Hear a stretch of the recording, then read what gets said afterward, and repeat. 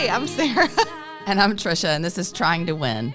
This is our podcast about being trial lawyers, both in and outside the courtroom.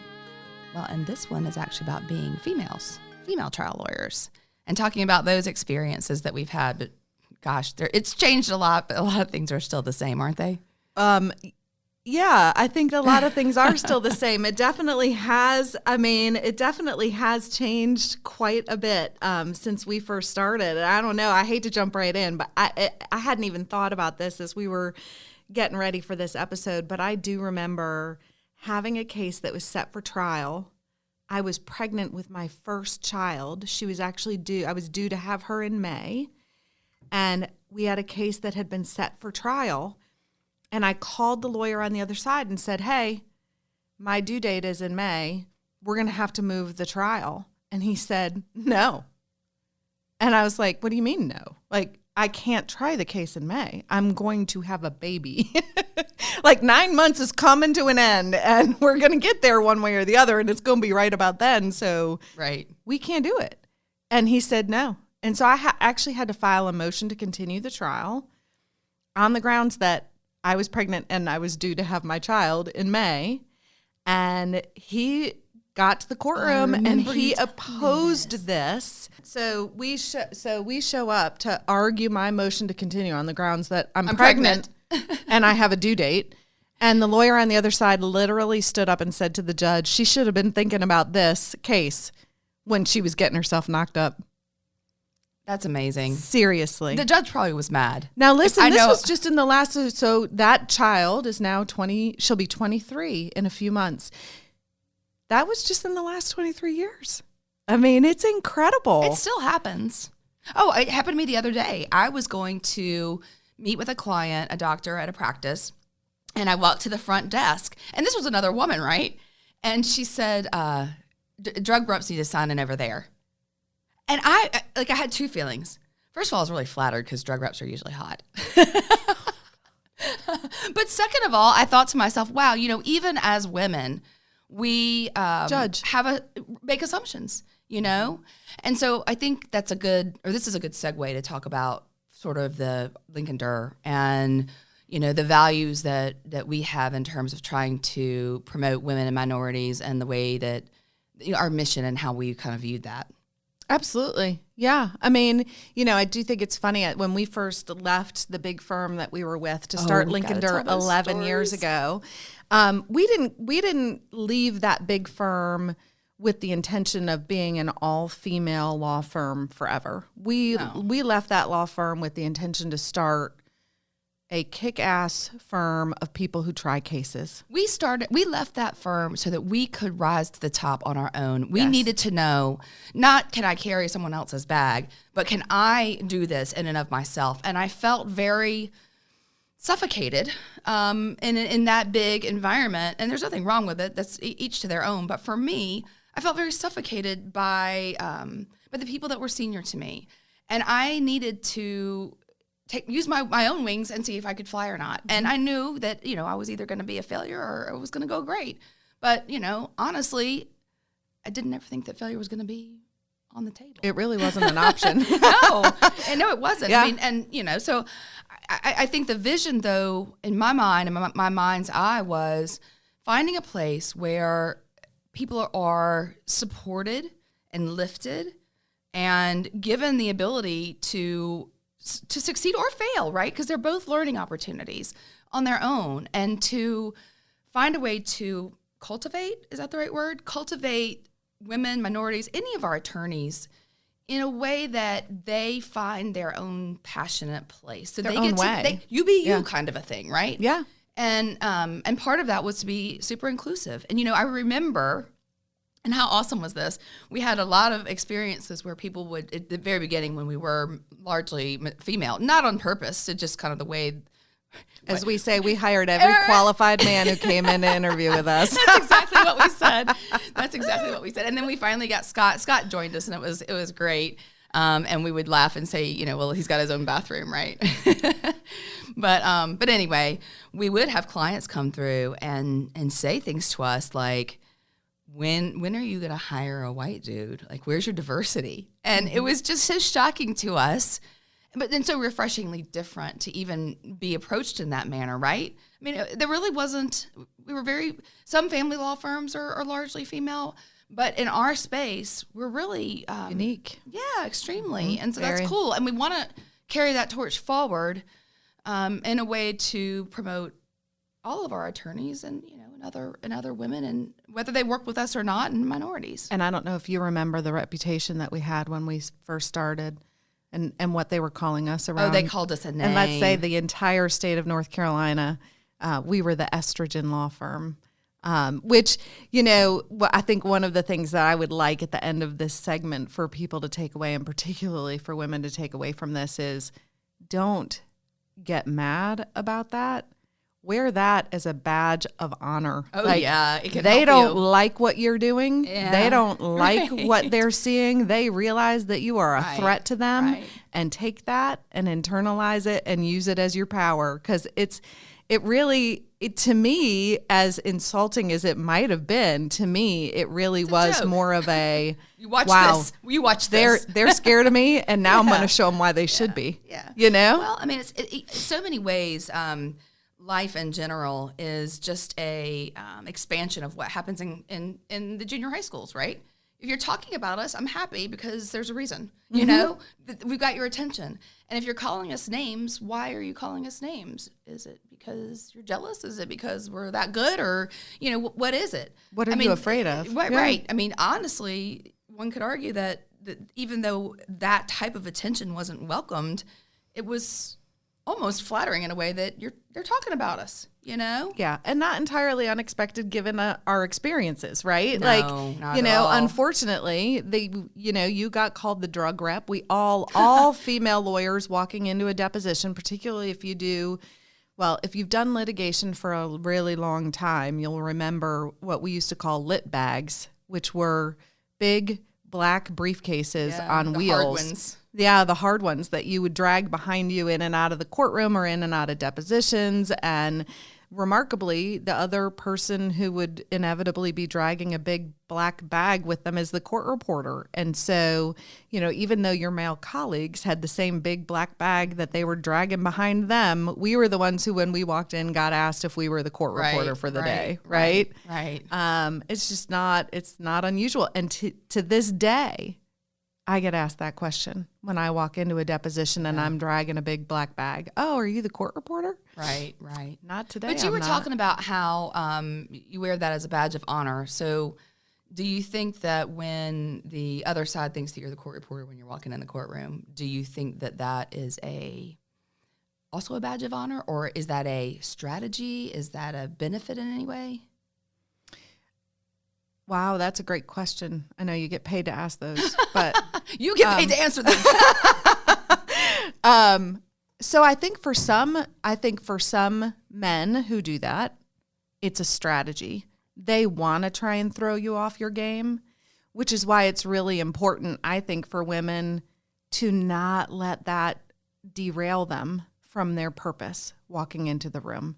You cannot let that derail you as being a huge insult to you personally. If you let them, they will, right? Right. If and you don't let know. them, they will, but it's your choice to let them throw you off your game or not. Right. And you don't know if it's an intentional, oh, they know I'm not the court reporter. They're just saying that. Right. And that makes you mad. Or you don't know if it's just an implicit bias that they have, which also just makes you mad.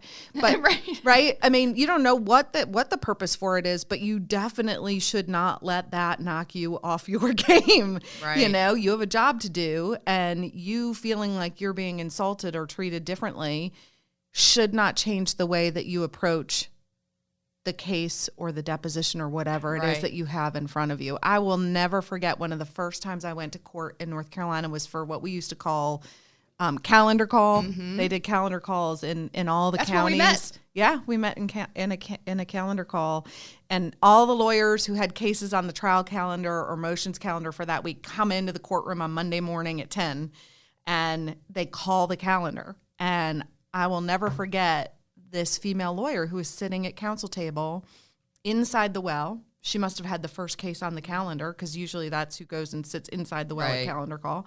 And the judge who was calling the calendar that day, who I think was 80 when I started and is 140 today, she stood up to introduce herself and the case, and he said, "Step out from around that table and let me see what you have on." You're kidding me. I've never heard that story. In front of an entire courtroom of mostly male lawyers. There were only a few of us women. All of the male lawyers are of course wearing black, gray, or blue suits, right? And she had on a white suit, top to bottom, white suit, white shoes. Back then, they still wore pantyhose. We don't even wear pantyhose in court anymore. Gasp. The horror. I know. and if I'm being honest, the suit was a little tight. I'm not going to lie. Right. But still. So inappropriate. How mortifying for that poor woman, being the only woman inside the well. Was he being like dirty about it? No, he was being ugly about it. He didn't think what she had on was appropriate. Oh. For the courtroom. And he was making that point for her. I don't think he was being dirty at all. I think he was just being a jerk. Yeah. God, that's awful. I mean, you unfortunately, you do see things like that. But when I look at it, we talk a lot when we're doing trial strategy about good facts and bad facts, right? Mm-hmm. And the good lawyers can separate the good facts from the bad facts. The great lawyers can make the bad facts good facts, right? Yes. You can turn it around, right? You're ready for it, you turn it around. So same thing. The point I'm making is that, you walk into a courtroom and the opposing counsel looks you up and down or makes an ugly comment or thinks that you're the court reporter. And if you can, that's power, right? There's power for you in that. It's the power of being underestimated, And there's nothing better in the world than walking into a situation where you're underestimated. So that when you do start talking or stand up in that courtroom and look at the judge and make a great point, the old white man on the other side is like, "Oh, what? What just happened to me?" Yeah, you just got clocked by a woman. I'm sorry. But, I do think that in a way there is a very powerful advantage of underestimation, Absolutely. I don't like it, but it can be powerful. It's a bad fact that it can be good. Yeah. And we enjoyed it for a long time. I think we've gotten to the point in our careers where most of the lawyers that we oppose in our usual jurisdictions anyway know us and know better now that they can't underestimate us. But certainly I would encourage young lawyers, male, female, whatever, use that. If you are being underestimated, absolutely use that. Do not show your weakness in that moment. Let them underestimate you and then blow them away. Yes. When they realize how wrong they were. Whatever you can do to avoid showing weakness, you should do. I remember having a young lawyer across the table from me at a deposition, and it was a male lawyer. It wasn't a female lawyer, and he asked a question. And it was a critical question in the case. It was a causation question. So it's one of those very technical causation question being like, did what they did cause the injury? Can you say to a reasonable degree of medical certainty is the correct way to phrase that question? And he had not phrased the question correctly. And so I objected to the form of the question, which is all we're allowed to do in North Carolina. And he looked at me and he goes, "Well, can you tell me the correct form and I'll fix it?" And I was like, no, like, I'm not, you're opposing me, right? Like, no, I am not going to tell you how to fix the form of the question. In that moment, he showed weakness to me. Mm-hmm. And it has been 20 years since that deposition. I still remember it. And I remember it every time I have a case with him. Every single time. That's pretty funny. So I'm going to tell a really vulnerable story, but it's the truth. And it's something that happened to me very young in my career early on. And this is the example of the way to handle a bad situation. So I was maybe my second or third year of practice, and we had a very large client that we did work with. And I went with my senior partner, the old salty dog smoking the cigarette who I talked about in episode 1, who is an awesome man and a great teacher and an awesome trial lawyer, and I learned so much from him. Anyway, he and I and another member of our firm went on this trip. some sort of a convention, and we were taking out with us some members of this company we represented. And we had a lot of work from this company. They were a very substantial client. And we were out to dinner and hanging out and all of that. And at the end of the night, the client, the major decision maker, asked me to come back to his room. This is a true story. I don't know if I've told you this or not. And I said, no, I'm not, no, thank you, right? And I was trying, it's very uncomfortable because I knew it was a big client. I'm an associate. There was a lot of pressure, and he was being very flirty and kind of touchy. And it just was so hard for me because I didn't know how to say no, right? And I didn't have the confidence at that age to be able to smack his hand like I would today, like, today. And I'm an associate and I don't want to lose the business. And so he then says, no, I'm asking you to come back to my room with me. And I said, no, I'm really not comfortable doing that. He said, are you comfortable with your job? He said, I can pull all the work from your firm. I think you need to come back with me. And I said, no. And I went back to my hotel room. It chokes me up even thinking about it today because it was so awful. And I cried, and I was devastated by it. It was horrible. And here I was like maybe 25, 26 years old, and I wanted to grow the client base. And I was doing work with them too, so it was an opportunity for me to move up. And here I've, said no to him. And the next morning I got up and I went to my boss, and I told him what happened. Do you know what that man did? Have I told you this, Sarah? Sent all their files back. He packed every one of their files up in boxes, sealed them up with masking tape, and withdrew from every one of their cases. And we never represented them again. Mm-hmm. I mean, that had to have been a financial blow for the firm. But just what an awesome guy that was to support me like that. Back at a time when, a lot of people wouldn't have done that. I mean, I think you tell it a very important part of the story as we talk about diversity. And we often hear women talk about, this was hard, and this man did this to me, and this man did that to me, and they underestimate us, and they don't think we're as smart as they are, or they we're not as good as they are. But all of us are here in part because we are also supported by other men. Right. There are men out there who are dogs, right? Yeah, had I not been supported like that, let's just be clear. Could we talk a little bit about a queen bee?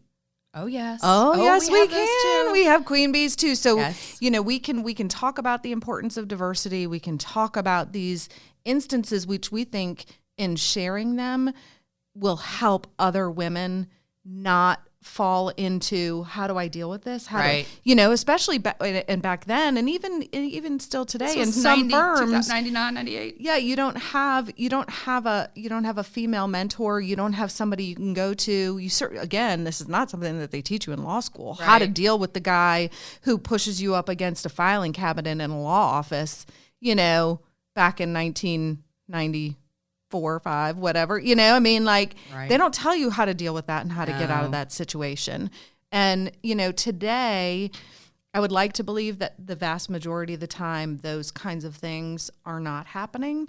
But the reality is sometimes now today, what we're dealing with is even more difficult to manage because you can't see it and it's not in your face and they're not doing that kind of stuff. But back to my point, men are supportive of other women in our profession. Mm-hmm. There are a lot of them out there who are. So if you're listening to this as a man and thinking, this is going to be a male bashing session, no, not necessarily. No. Because we take a lot of crap from other women too. Right. For sure. Yeah, I mean, I remember I wrote an article about this when I guess you and I were maybe third year after Lincoln Derr started, and I had little kids. Like I think my daughter was 1. She was 1 when we started in the firm, 2009. Yeah, and my son was maybe 4. And so, and we were both working. My husband and I were both working. My husband was in sales, and so we went through a series of babysitters. And at some point, maybe 3 or 4 years in, my husband and I sat down and said, we've been through babysitters, and we're trying to make all this. Oh my gosh, my son is 16 years old, and we still haven't gotten in the preschool I was trying to get on the wait list for. I swear to God. But anyway. We had that conversation, and we decided that my husband would be a stay-at-home dad. It's been a very interesting journey to watch him go through a lot of the struggles that women have gone through as stay-at-home moms for years. He got called the Manny. They made fun of him. Oh, your life is so lucky. You're so lucky. Whatever, all that stuff. And I remember we had a like a parents' lunch after basketball one day, one of the kids, and we're all sitting around the table, and one of the guys asked my husband shortly after he quit his job, "So, man, what do you do for a living?" And I watched my husband sit there, not prepared to answer that question. His face turns bright red. He barely can swallow his food. And he says, "Oh, well, I'm in between jobs right now." And when we got home, or in the car on the way home, I'm like, dude, why, just own it. It's okay. It's okay. It's okay that we don't have a traditional family style or whatever traditional, however you want to define it in the traditional way, right? Where the husband works and the wife stays at home. But it's okay. This is our choice. It's a decision that we made for our family. And by the way, it has been the best decision, one of the best decisions we've ever made, because my children have had the benefit of their father being there with them, not instead of a babysitter who calls in sick and has a flat tire, whatever, and all the other stuff that comes along with it. They've had that benefit, and I've been given the flexibility and the ability to really put 100% of myself into my work. Sometimes and to building the firm. And, I mean, we were young. The business was young. Absolutely. So, I mean, I think your point is very well made that if it weren't for the good work and the good people that include men, right, that, the success story is not fair without including those people who have also been the mentors along the way. But just like everything, good facts, bad facts, there are good men, bad men, right? And so there are some times when that implicit bias creeps over into an unfairness and an equity. Absolutely. Yeah, whether it's overt or not. I tell everybody about the story when I appeared in court for the first time in Ohio shortly after I'd been licensed. We showed up for some kind of a pretrial conference up there with a judge, and I was the only woman at the pretrial conference, and the judge asked me for my bar card. Yeah. And he didn't ask anybody else in that room for a bar card. And I kind of looked around the room, and all these men are looking at me like, "Oh, what's she going to do?" And I said, "Well, are you going to ask all of them for their bar card too?" Like, okay, if you want to see mine, that's fine. I'll show it to you. But you better be asking all of them too. And he just smiled. And that was the end of that. He actually never had me pull the card out, nothing. But he knew he'd been called out, and I'm not sure that he really had thought about it before he asked it. I don't think that was, again, an intentional slam on the only woman in the room. I was very young. Yeah. I looked young, Shame on you. I know. Well, back in the day when we were first doing calendar calls, a lot of lawyers would send their paralegals to calendar call to stand up and answer for them. And so I think that there might have been some legit concern. No, I know. that there was a paralegal in the room and not a lawyer. I don't know, but I still wasn't going to take it. And that's the thing, right? Is there's a way to respond to those things without breaking down and crying, without being offended, without getting angry. Turn it around and make it your power. I have this story, and I'll just say her first name, Betsy. She was I love Betsy. Yeah, I know. She was maybe 3 or 4 years older than me, but she was wearing a pantsuit to court. And again, this is 97, 98, and had gone in, and the judge said to her, "Miss So and So, do you think it's appropriate to be wearing a pantsuit?" Like, called her out in front of the courtroom, and she said, "Well, Your Honor, you are wearing a dress." So that's a good example of what you're talking about, how you can turn it around. Quit back, right. You can turn it around and maybe make a joke out of it and make your point very clear without being offended. I mean, I don't know. I mean, it helps to call people out, but in the way that you did it, or the way that Betsy handled it. Most of the time you can handle things relatively professionally. Yeah. Most of the time. Yeah. Yeah. Well, you've had some quite unprofessional situations with opposing counsel, actually. Yeah. And I'm thinking about, and I'm remembering really how traumatic that was for you, because it got under your skin, whether you showed it or not. I know you didn't in the courtroom, but I had to hide that. But it was. I mean, I know it wasn't easy for you, so it's not. I don't know if you want to tell that story again. It goes back to other. I don't know. First of all, for people who are listening who don't know us, I'm a big girl. Like, I'm not I'm 5 foot. I tell people I'm 5'9". My husband says, you are not. You're 5'8".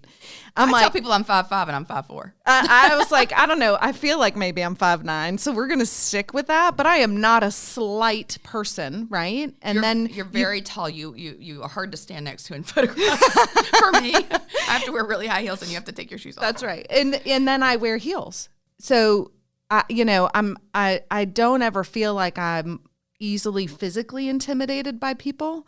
I grew up pretty rough. I went to a very rough inner city high school, so I'm used to kind of navigating my way through what can be difficult physical altercations, either that I'm directly involved in or there's one in front of me and I need to figure out how to get around it, So I've never felt like I couldn't handle myself if I got into a bad circumstance. So this situation really did kind of blindside me. And I think it's because I didn't expect it in a courthouse with another lawyer, right? Like, I think that there's a time and a place where you might expect to be physically confronted, like in the parking lot on the way to your car. So we had started a trial. The trial we thought was going very well for us. The plaintiff's lawyer was having a difficult time in getting evidence in front of the jury. They were not from North Carolina. They were not as familiar with our rules of evidence. Again, know your rules of evidence, people. Come on. And they were showing a video of a witness in front of the jury. And we had gone through the transcript ahead of time, just like you always do. You got to go through and pick out what's objectionable, and they're supposed to either edit it out or sometimes they turn the volume down and then turn it back up when you get to the objectionable part. It just depends on the technology that you have and how technologically savvy the other side is. And we got to a part in the video where I thought something was playing that should have been edited out. Right. And they had been having a terrible time with the video. Like, it was all chopped up and it just had not gone well for them. Actually. And they knew that the trial was not going well for them anyway. And I stood up and I objected, and we made them stop the video, and they were really mad. And, we went back through the transcript to see if it really had been addressed before, and it was my error. But I heard something in that moment. It was an innocent error. That sounded like it was objectionable. And so I stopped the proceedings. And he was so mad. And that, when we were done addressing the issue and before we restarted the video, the judge said, why don't we take our afternoon recess? Right.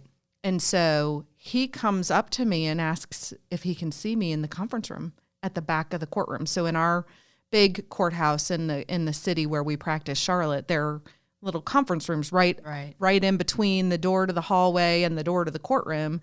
And so I step into the conference room, and he literally comes at me physically, and he was a big guy. I'm a big girl, but he was a big guy. He was probably 6'4", and is just yelling and screaming at me. And he's blocking the door so I can't get out. And I literally had a moment where I was like, this is just not going to go well. I mean, somebody's getting ready to get assaulted. Somebody's getting ready to get hurt. Yeah. And I said, you need to back up. And he backed up, but he put his hand on the door. And I still thought, he's not going to let me out of here. And I said, if you don't let me out of here, I'm going to take this chair. I'm going to throw it through the window, because there's two-way glass. Yeah, between that and the courtroom. Yeah. Not all of the conference rooms have that. That one had it. I know exactly which one you're talking about. Yeah. And he was just, he was kind of stunned that I was like, I took my shoe off and started walking at him. Beat him with your shoe? Yes. I was going to do whatever I had to do to get the hell out of the room. I was like, I got to get out of here. But I mean, he was so mad. The level of anger that he had, you could tell. He had completely lost touch with where we were and reality and what was going on. And his emotion had taken over. And I needed to get the heck out of that room as expeditiously as I could. Yeah. But I'll tell you what, man, you want to talk about shaking? And I yell at my female lawyers all the time.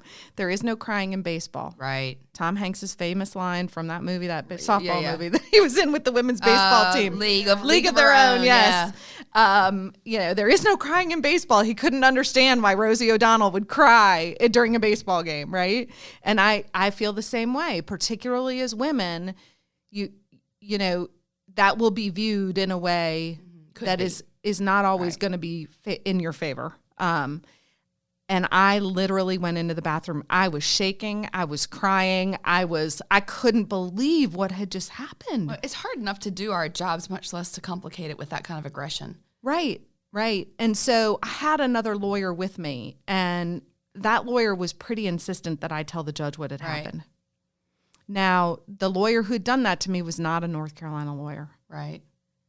And I knew the judge well, who we were trying that case in front of, and I knew that if I told him, he'd probably eject him from North Carolina and wouldn't let him finish the trial.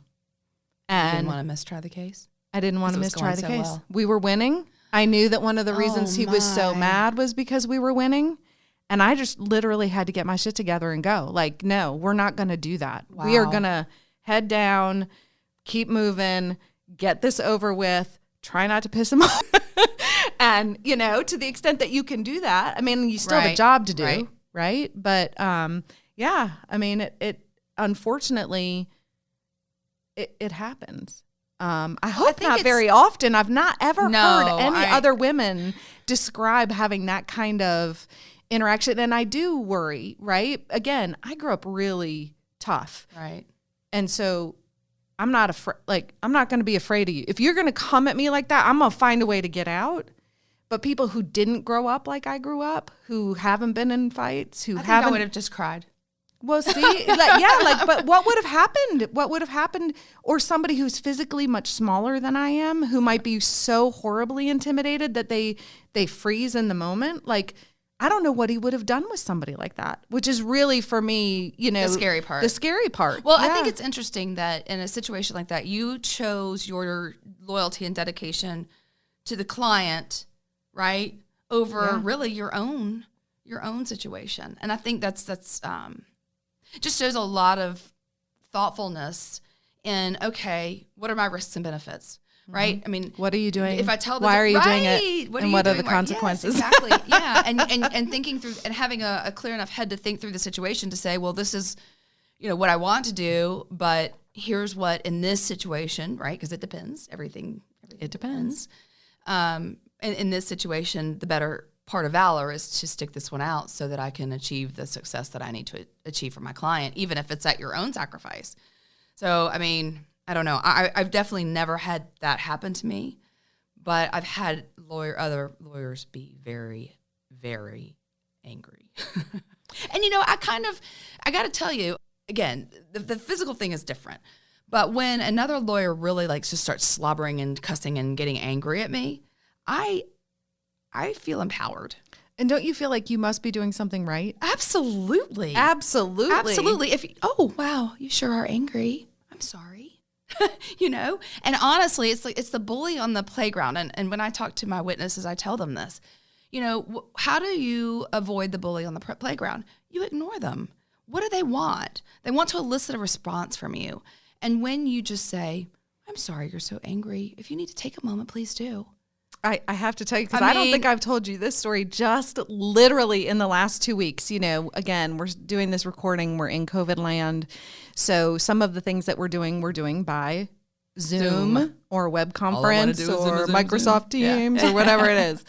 And we were taking a deposition. I was taking a deposition. And there's a very high-profile lawyer on the other side from me in this case.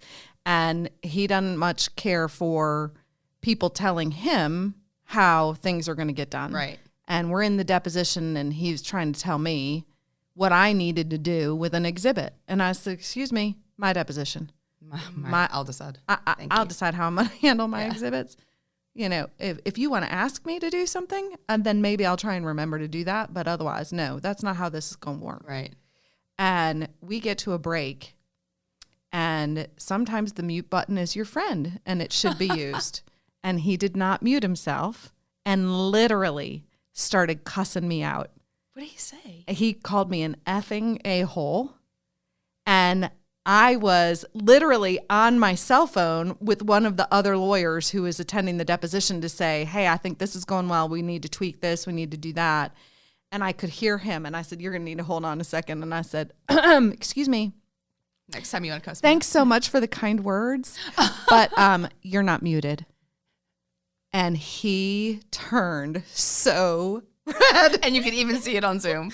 I could still see him too because he hadn't turned his camera off. So again, life lessons. Who would have known, that we would be conducting so much business this way these days? But don't forget at every break to mute yourself and to turn your camera off. Yeah. It's really not that hard. Yeah. But